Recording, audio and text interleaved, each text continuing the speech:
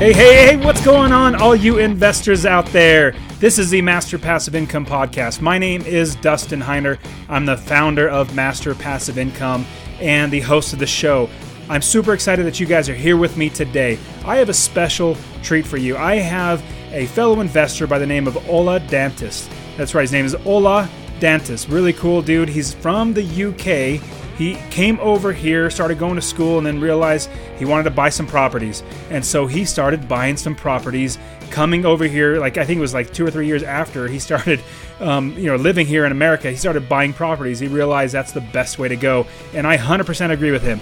Now let's get started where we listen to the show, where we listen how Ola Dantis from the UK came over to America, started buying properties, and now has an investing business. Okay, guys, let's get in there and start the show.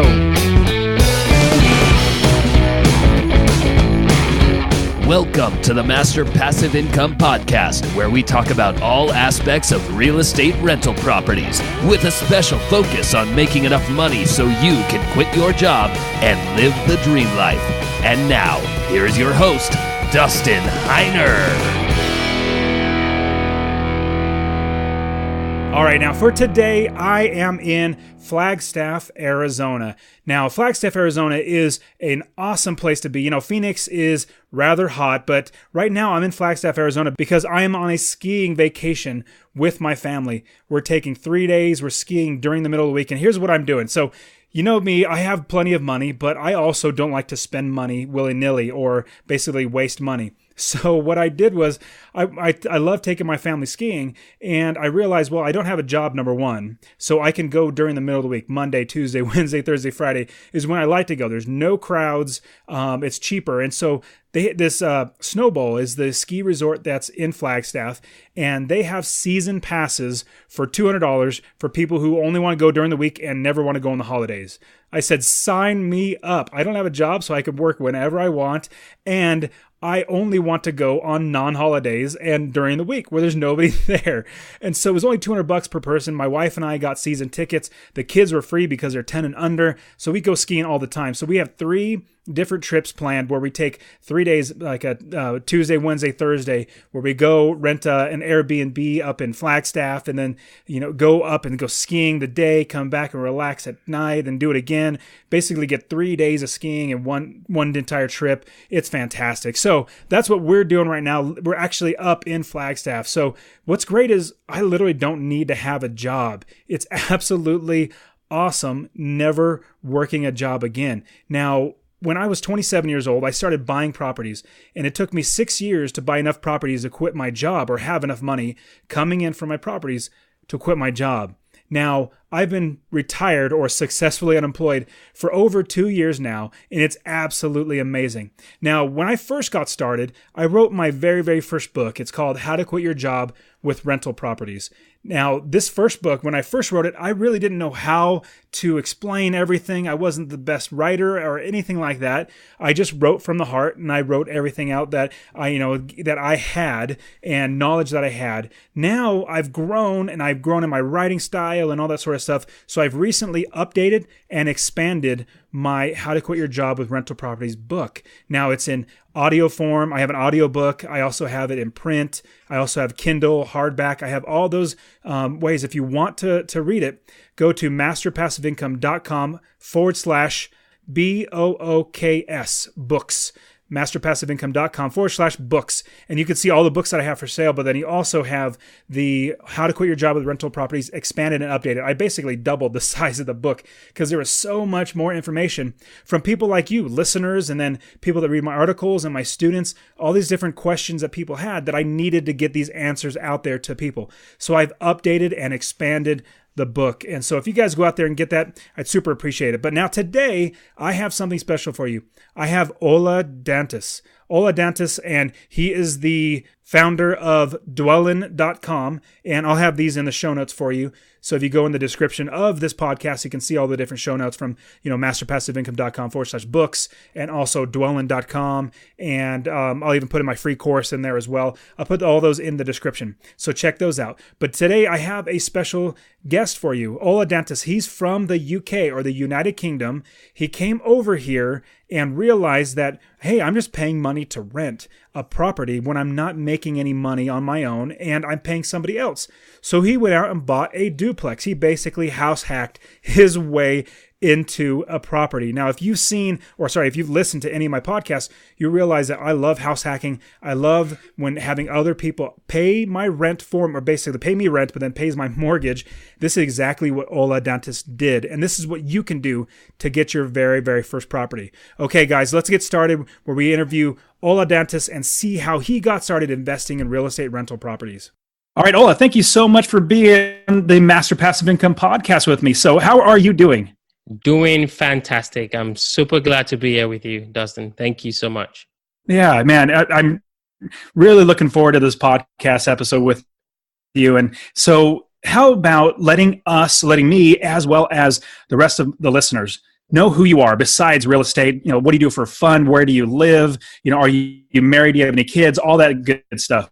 Oh man, this is a first, right? Usually this comes at the end. So this is really exciting that you're bringing this at the very first. So my name is Ola Dantis. I'm from the UK. Came to the United States about 4 or 5 years ago. What are the things I like to do? I love to travel. So my wife and I just got back from Bali, Indonesia. And my baby girl. And then we also went to the Philippines, Manila, which is where my wife is from. So travel is a big thing for our family. However, this was the first time we traveled with our daughter. She's almost 2 now, and I would like to say that was very interesting. But nonetheless, it was very fun. We try to travel at least once a year. And then what else? I used to play a lot of video games, but then I got older and I don't do much of that. And, for me, fun right now is real estate. I love real estate. I'm a big believer in the power of real estate. And, I just can't wait to see where this journey takes us, not only as a business, with dwelling, but also with my family. So I'm super excited to talk a little bit more about that today. Awesome. Yeah, I'm super excited that you love to travel. I love to travel. Some people like to make a lot of money and then buy fancy cars, huge mansions. I'm not saying that's bad at all. I personally love to travel. So I took, in 2017, I took my wife, my 4 kids, and my dad to Japan for 6 weeks. We traveled all around Japan for 6 weeks. And then This last year in 2018, like I said, we love to travel. 2018, I took my wife and my 4 kids. We went all through Europe. We went through 11 different countries on a 6-week trip. It was a whirlwind, fantastic trip, seeing all over Europe. And we stopped off in Israel. It was fantastic. I like going to Alaska. I love traveling too. So I'm glad we're, peas in a pod. That's great.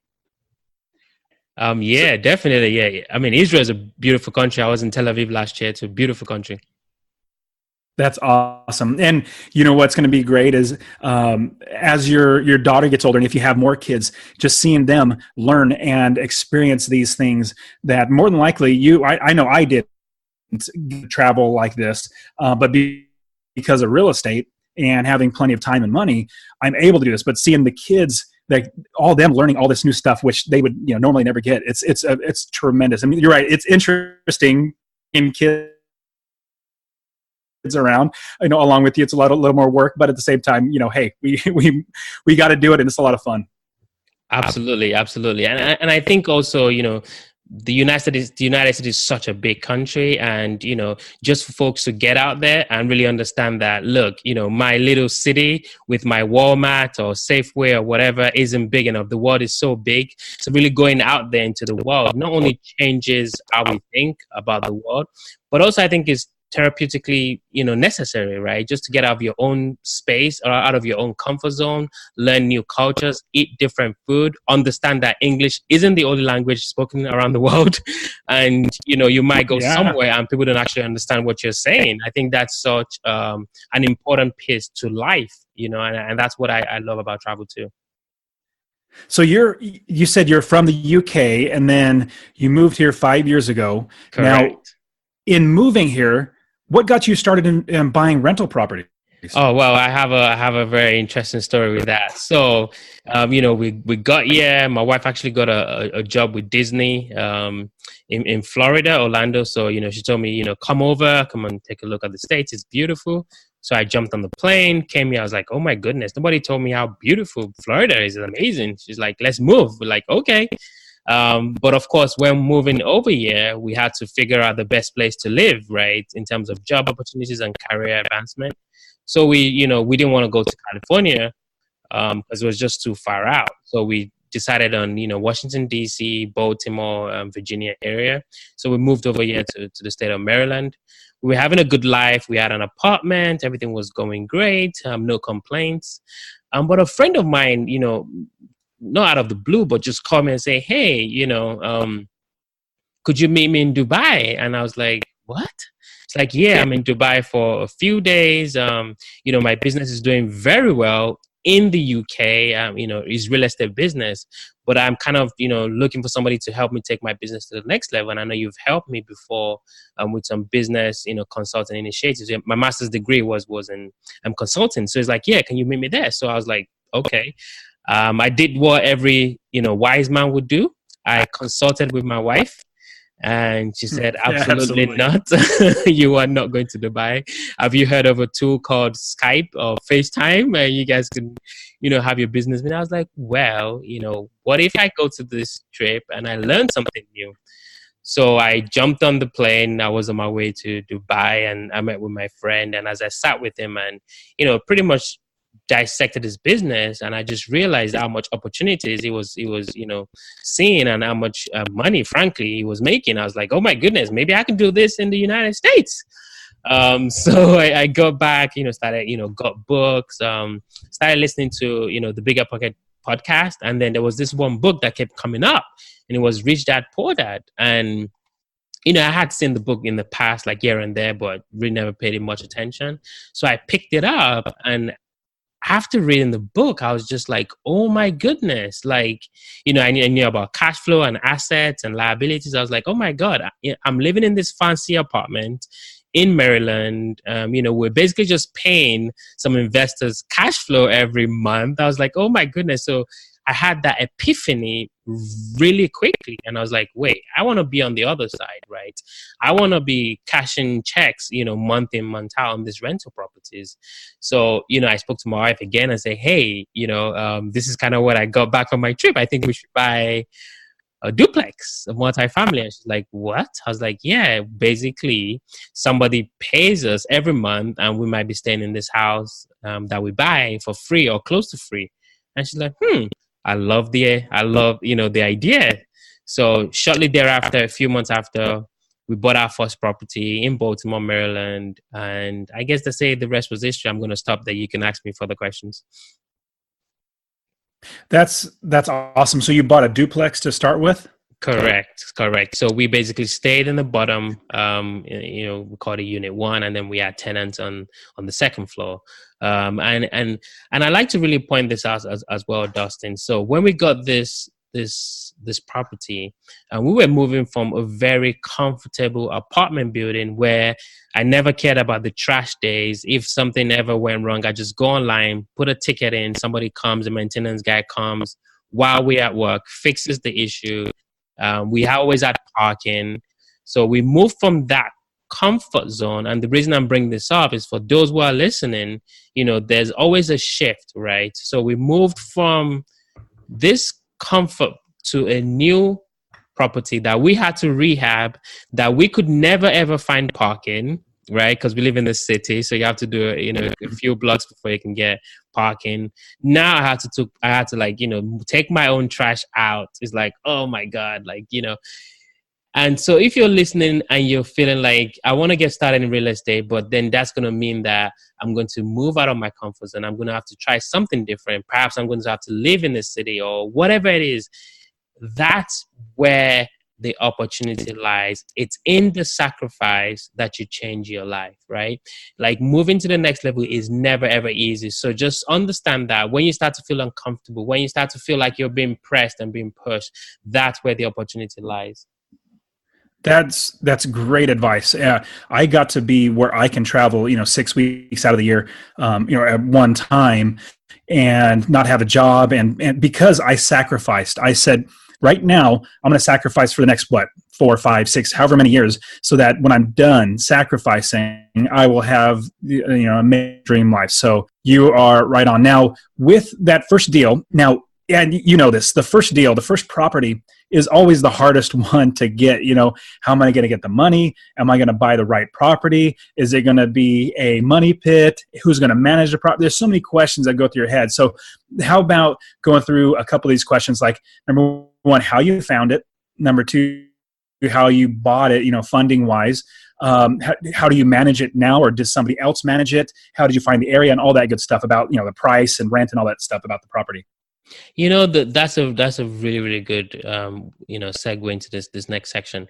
So when you look at getting your first deal from this angle, and you ask so many questions, how can I do this, how can I do that, there's just a bunch, just a list of questions, right? And then you can get really overwhelmed, right? So I think the best thing to do, I'm in Baltimore, you can hear the background noise, apologies for that. If you start to look at every single question, you could get overwhelmed, right? So for me, I just basically said I was going to buy a duplex somewhere in the city. Well, that's kind of the one place you could get, these kinds of assets, right? Like duplexes, triplexes, fourplexes. So you couldn't get them in the suburbs. Now, I didn't really know the area, right? Like I said, we just moved in, to the United States. So I wasn't bogged down on that piece, but I knew I didn't want to be in a terrible area. I knew that. So as we started looking at houses and we're out there on the field, we could see like, oh, this area is not, it's kind of sketchy. This area is very nice, right?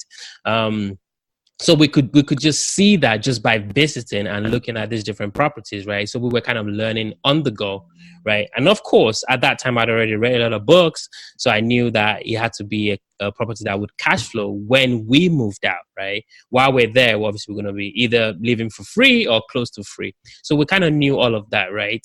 And then in terms of managing it, we thought like, well, hey, we're going to be in the house.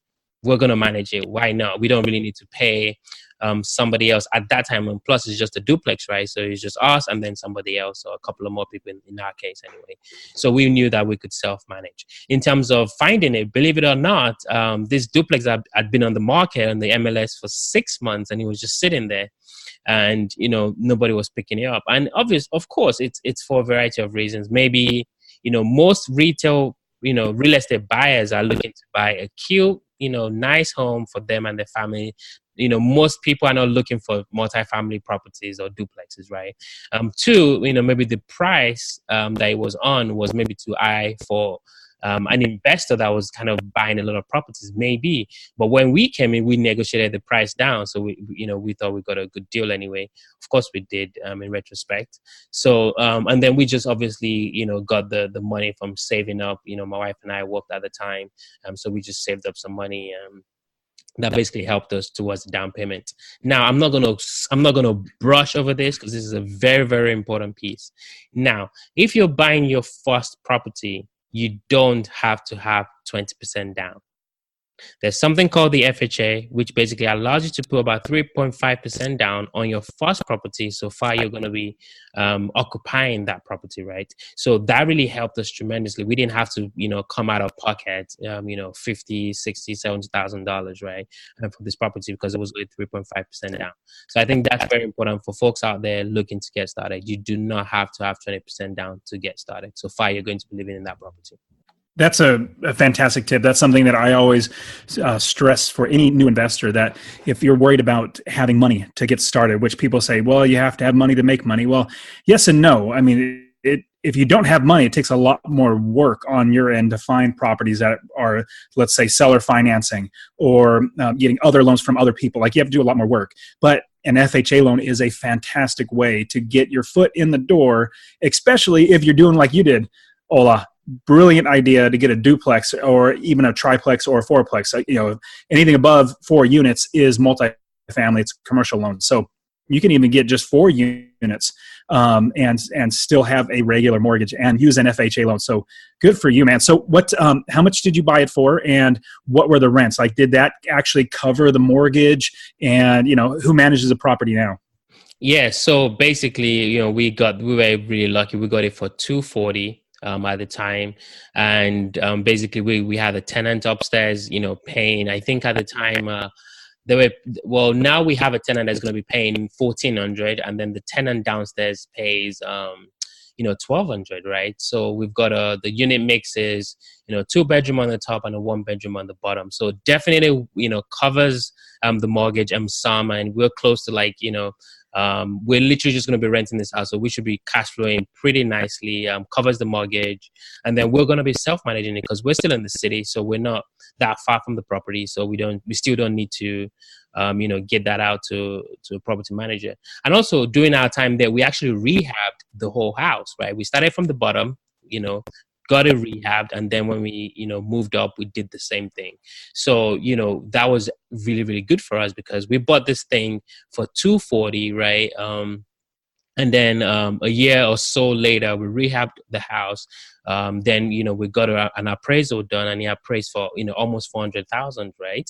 And that was fantastic for us. And so we could obviously take out some money from the property, and then kind of just parlay that and use that again. So it's kind of like the broad strategy that a lot of bigger pockets folks use of house hacking. So that's kind of what we're doing, just kind of taking that funds out, rolling that to the next property. Man, that's a great way to go. Good job. Now, what was it like buying your first rental property with, having your wife, and like, what's really like, how are you feeling? What's going through your head? What are the scariness and the fear? How did you get over all that? And how did you also help your wife to be on board with investing in real estate? Yeah, this is a fantastic question. I get this a lot as well. So I'm going to tackle the spouse bit, and then I'm going to tackle the fear bit. So let's do the spouse, right? First and foremost, not everybody's going to have a wife or a husband that's going to be on board. That's just life. First and foremost, you have to see the interest level of your spouse, right? Are they like all the way, with you? Are they getting their own real estate license as well? Are they in there with you, or are they just like kind of on the lower spectrum of indifference, right? Or maybe are they in the middle watching you to see if you're going to do well, and then they're going to be on board? So you have to understand that, right? Initially, you have to know the scale or the spectrum in which your partner or your spouse is at. That is very important. Now, after you know that, you have to be very, very articulate and clear as to why you're doing what you're doing. Now, let me break that down from my perspective. My perspective is we can continue to live our life as we are, meaning you're working, I'm working, we're getting paid, we're taking that pay and giving it to somebody else, right? So that was my rationale, right? We can either stay in this apartment, this fancy apartment, pay $1,300 to a bunch of apartment syndicators, apartment investors, or we can actually, buy a property, right? And then we get the money, we get paid, right? And if we do this properly in 30 or so years, if we have 10 or 20 of these things, we can retire whenever we want. So for the most part, most spouses will say, let me think about that, right? Now, if you have a spouse that is saying, I don't want to hear more, that's a different situation, okay? So that's how I tackled it, right? First, I gauge the interest of my spouse. And then I basically, told my spouse why. It's really important because a lot of us, think we want to do real estate, but we don't really know why, right? So that why is very, very, and I know a ton of folks, hear that a lot, but the why is, why am I doing this? Why don't I continue with, business as usual with my life as it is? On the other side, is, the how did I tackle the fear, right? Of is something going to go wrong or whatever? Well, for me, it was kind of like, and I think for a lot of folks, this is how you should look at it. What have you got to lose, right? What have you got to lose? I mean, the worst that can happen is, God forbid, the house burns down, or I don't know what the worst can happen. I mean, you can get your insurance, take care of that, but you can't be kind of disabled by the fear of the unknown. And the unknown meaning the unknown is something you don't even know that is going to happen, right? So when you're thinking about getting your first property, you just have to think of, what do I have to lose, right? And if it's better for you, you can list it down. So what do you have to lose? Well, I can keep paying rent for the rest of my life. That is definitely not what we want, not for ourselves, not for our children, right? So if I don't want to be paying rent, what do I want to do? Well, I can make my dwelling, my place of living, I can make that, pay me, right? So there's a difference now. There's a lot of debate on this issue. You can either go buy a house and you pay the mortgage, or you can buy a house that pays you money, right? And there's nothing wrong with either approach. It really depends on your lifestyle and what you're looking to achieve. So for me, I overcame my fear, one, by learning, obviously, that you got to read books, you got to listen to podcasts. I'm an obsessive learner. So I learned, I knew what I was getting into. But then I knew that on the other hand, I knew that there was nothing to lose because I was already paying somebody cash flow every month. Why not pay myself? And that's what I did. That's a great way to think about it because, honestly, when it comes down to it, is what do you got to lose? I mean, like you said a few minutes ago, the only time that something's going to change is when you do something that is out of your comfort zone. It could be really, really scary. I bought my first rental property. We just got married. My wife and I just got married. And within, I want to say it was like 3 months, I said, you know what? I'm tired of working for somebody else. I want to invest in real estate. And like you, I read Rich Dad, Poor Dad. And I thought, you know what? This sounds like a great idea. And so I took every bit of our money, of our savings and, not inheritance, but like, wedding gifts and all that stuff.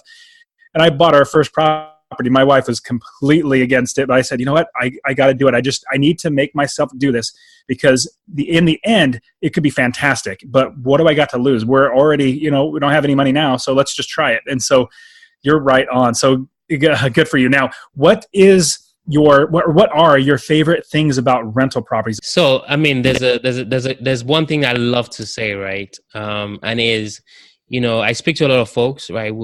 Some of them have very, very good jobs, six-figure jobs, and that's great, right? But when I pass on, I can't pass my title of, a manager at wherever to my daughter. I just can't. I cannot. I can't go to my boss and say, hey, when I retire, can I give my daughter or my son my title as manager? I can't do that, right? But with my properties, right, when I pass on, hopefully most of them are going to be paid off, right? I can just pass that on to my daughter or my son, right? And they can just continue to get that, as they call it, mail money, right? That check in the mail month in, month out, right? What I love about rental properties is that, level of passiveness, right? Because you can just keep getting, of course, yes, you're going to have, issues, maybe something breaks and the tenant wants something fixed. But for the most part, when you look at it over a 30-year period, for example, you're bound to keep getting that income. And then this is the best part. If you can figure out a way to maybe pay down the mortgage even quicker, right, you might be able to just be getting all that money without paying the bank, right, in 15 years or 20 years. So imagine you have, 10 or 20 or 30 rental properties, and they just keep sending you, just mail, just checking the mail day in, day out. So I love that, right? And for me as well, kind of moving now into like apartments and bigger assets is, it really helps with your tax health. Right? In life, one of my favorite quotes from one of the Rich Dad Poor Dad's advisors is, it's not how much money you make, right? But it's how much money you keep, right? Everybody wants to make a lot of money, but then you don't understand, what taxes could really do to your life, right? And I also read that most people that have a W-2 job could actually work for the government from January to May, right? Because that's how much taxes you're paying. So real estate, right, and especially when you start buying a little bit bigger assets as well, really helps with your taxes, right? And that's how a lot of wealthy people, frankly, stay wealthy. That's brilliant. I completely agree. And you are, it's sad, but you are 100% right. If you think of an entire year, January or all the way through December, if you have a W-2 job, basically where you get paid by your boss, you are working almost half of the year just to pay taxes, and the other half goes in your pocket. It's so sad how much money goes to taxes. But hey, you got to do what you got to do to provide for your family. And I would say everybody needs to take that step, get out of your comfort zone. So now you are starting to invest your money as opposed to working an hour and getting paid $1. So you're absolutely right. Now, where are you investing? Like area of the country, and what type of properties are you buying now? Like, tell us about your business currently. So we did a few flips as well here in Baltimore, and personally, we're just not going to be doing flips anymore. It's not really something that really suits our business plan. So we're going back to what we really like to do and our bread and butter, which is like buying apartment buildings. So we invest in select markets. We like the state of Texas. We like Florida. We're also looking at Baltimore here and there, so that's kind of what we're doing now. There's a particular deal that we're looking in Jacksonville, Florida, with other partners at the 138 unit that we're looking at.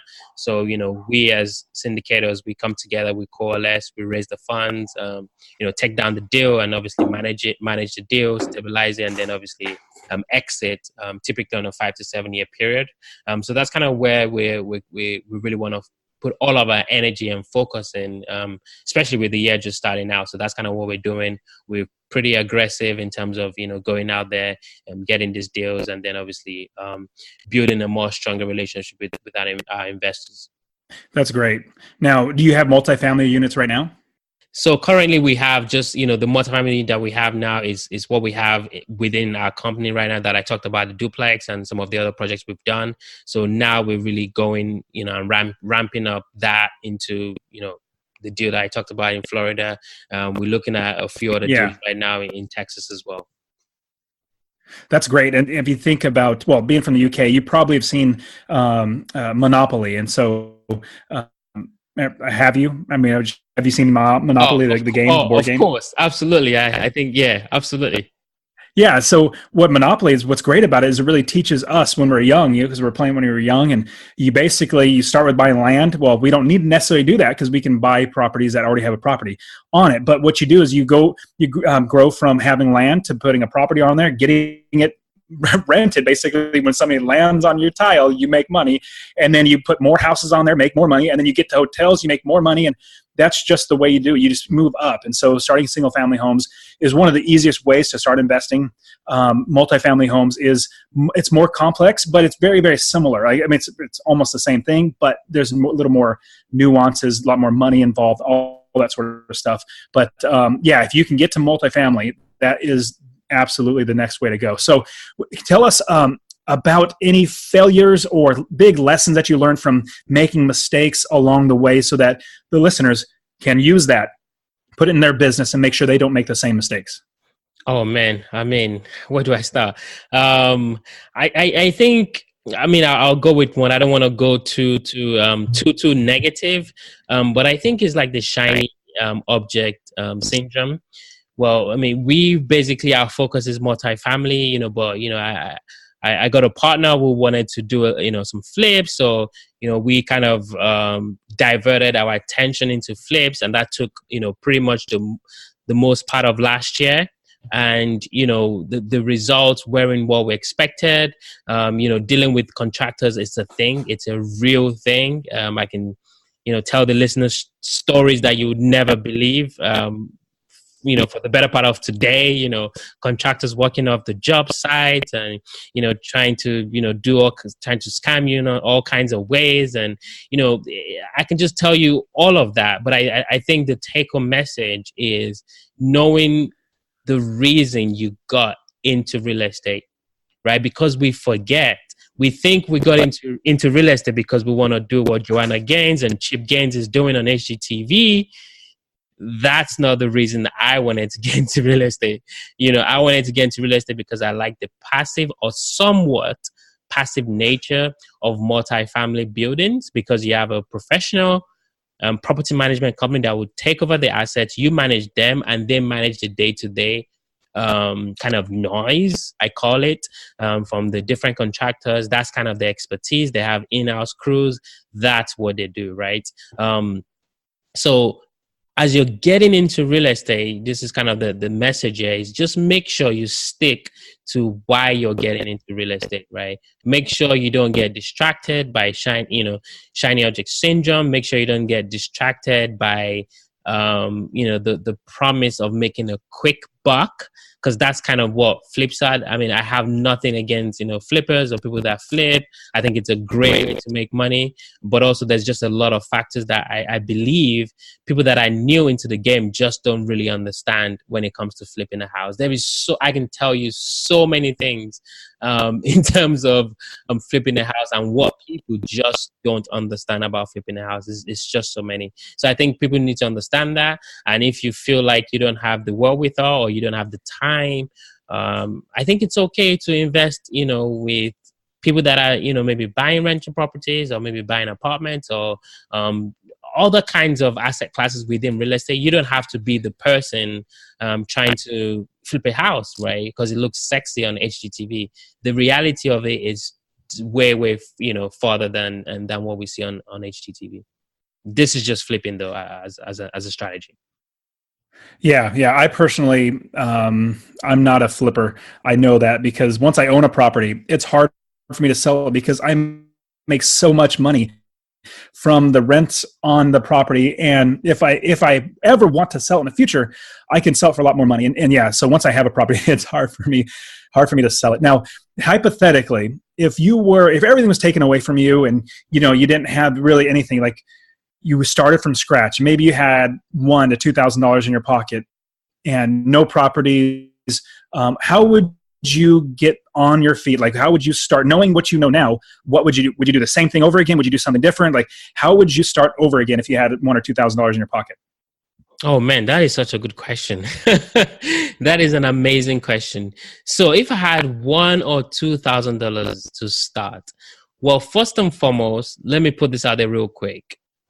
If I was to start again, I would find a way.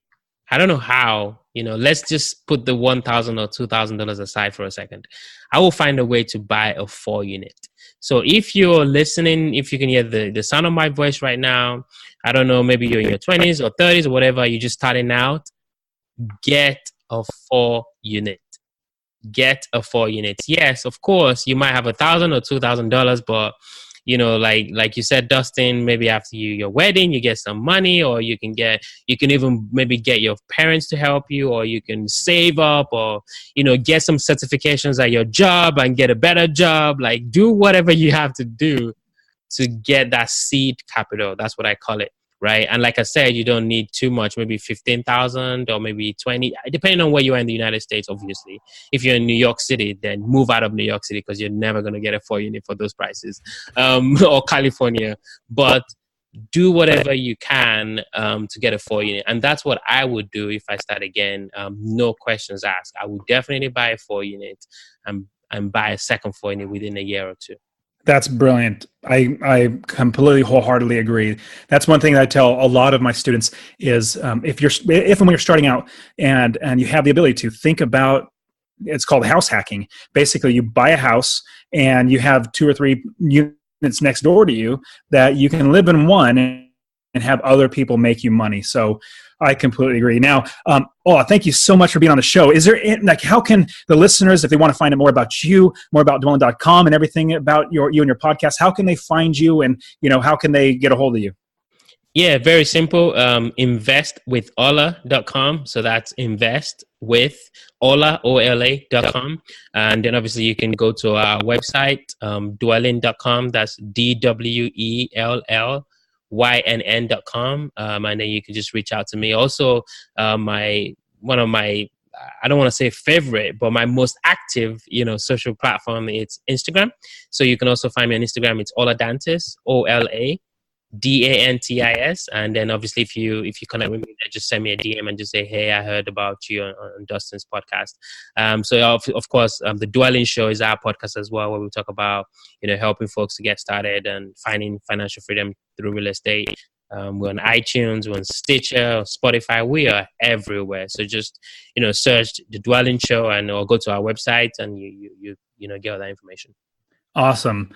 Ola, thank you so much. I'm really super excited to have you on the show. And big reason why is I have many, many people people from not just America. I have people listening to my podcast from all over, like even Pakistan. I have people emailing me, hey, I'm in Pakistan, and people from all over the world listen to the podcast. And then hearing somebody like you, Ola, that it also brings me an idea, a thought in my mind. Now, you were living in the UK and you moved here. Is there possibly, and I'm asking the question being completely ignorant because I have no clue, is it possible to live in the UK and buy remotely a rental property in America? Because, I'm really helping everybody learn principles about real estate. So as long as somebody's going to live in a property, more than likely anywhere in the world, you can do this, as long as some government's not going to take it away from you. But all that to say, if you live in the UK, is there a way, because I don't know, to buy property in America and then rent it out? There is a way, but of course I have to say this, I'm not a financial advisor or legal advisor, so always consult with your CPA. But definitely there is a way where, I actually have folks reach out to me from the UK who want to invest in our deals, in our apartment building deals. So there certainly is a way. You actually have a ton of investors in Florida who sell, kind of like, they're basically like shares in condominiums, and so folks can come on holiday and then stay in the property. But then when they're not in the property, they can rent it out, or Airbnb and vacation rentals and stuff like that. So a lot of people, and I actually know a few of Brits that are actually doing that. So yeah, there is definitely ways, but I'll urge people to consult with their CPA or accountant or solicitor in the UK. That's great. Yeah, I'm so excited. It's great having somebody that's not from America, but you're making the American dream. You're actually doing it, and I'm super excited for you. Especially, you coming here and then saying, you know what, I'm just going to start investing. Usually it takes people a long time to really jump into it. So good job. Thank you very much, Ola. I really appreciate you having you on the show. Thank you. The American dream is not dead. Very well alive. Thank you so much. Awesome, buddy. Thanks. Now, wasn't Ola fantastic? He's a great guy. He's a family man. He also loves to travel just like I do.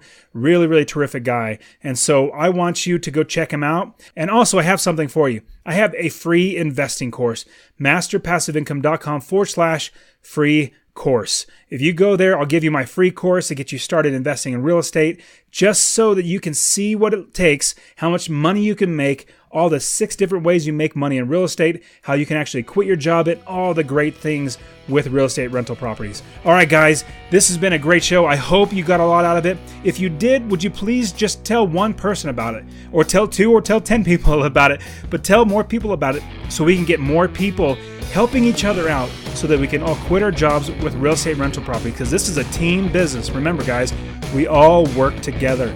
If we work together, we do better. All right, guys, get out there, start investing. Let's change our lives for the better so we can live the dream life just like Ola Dantis and myself. All right, guys, get out there, start investing. See ya.